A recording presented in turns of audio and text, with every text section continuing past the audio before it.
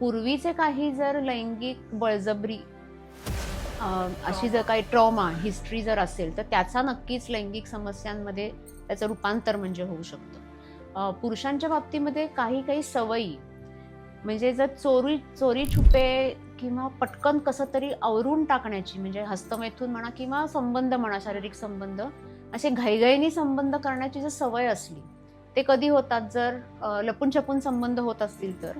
किंवा दुसरी गोष्ट म्हणजे काही रूढी परंपरा याच्यामुळे अतिशय म्हणजे लैंगिकता ही अतिशय अश्लील आहे पाप आहे असं करायला नको असे जर विचार मनात असतील तर पटकन उरकून टाकण्याची सवय त्यांना लागलेली असते. बरोबर. त्यामुळे खऱ्या म्हणजे संबंधांमध्ये जो कंट्रोल लागतो की हळूहळू ताठरपणा येणं तो वाढवत नेणं आणि मग वीर्यपतन होणं तो जो कंट्रोल असतो तो कंट्रोल त्यांचा डेव्हलपच होतो आणि त्यामुळे लवकर वीर्यपतन होण्याची समस्या सुद्धा निर्माण होऊ शकते.